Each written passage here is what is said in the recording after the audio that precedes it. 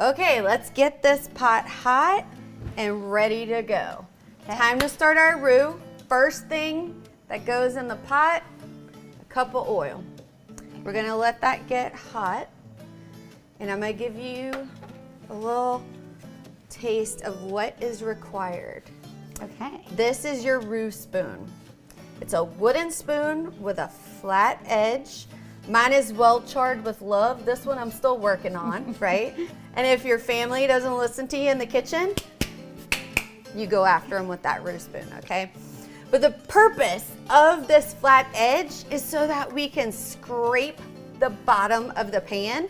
This is gonna keep anything from sticking, because the one thing you do not want is a burnt roux. It's over, Gross. like game over. You gotta start fresh. And a good roux can sometimes take 30 minutes. What I like to do is, if it's a Sunday afternoon and I need to lower my blood pressure because of the Saints game, that's when I stir my roux. When our oil is hot, we're gonna put our flour in. Okay. So constantly stirring, flat edge, breaking up the clumps, and really getting that roux going. So I noticed that you have some different colors here that you've pre-made to show us. Yes. Which recipes would you use for these different kinds of roux? Great question.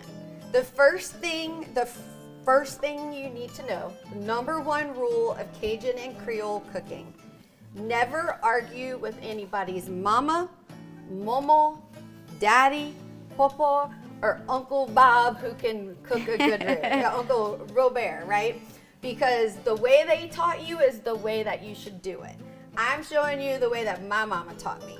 And the way that I learned was that whatever protein is in your pot is going to match the color of the roux. So this is my blonde roux.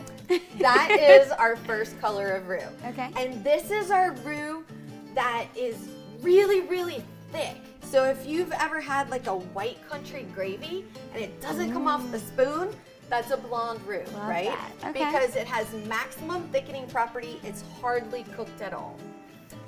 Then we have our peanut butter color roux. And that peanut butter color roux does not mean there's peanut butter in your gumbo. We're just talking about the color. And I use that blonde roux for my white country gravy. Then I switch to my peanut butter color roux, and that's kind of what I start to use for my crawfish étouffée. Stir and stir and stir, and see how I'm multitasking? Yes.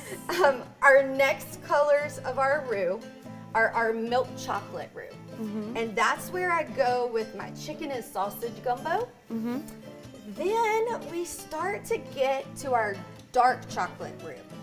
And that's what I'm using for my wild game, like my duck or my venison. And the reason for that is my crawfish is a little bit softer and lighter, so it's gonna go with that. My wild duck is gamier and stronger. It needs a darker roux. Can you smell that? It smells really great. We call that the Southern Girl's mating call. I can see that. My mama also taught me that you can find a man if you can do this. And sometimes whenever I'm making a roux, like all the guys in the family start like, oh, what is that? It smells so good. So it worked. So yeah. It worked.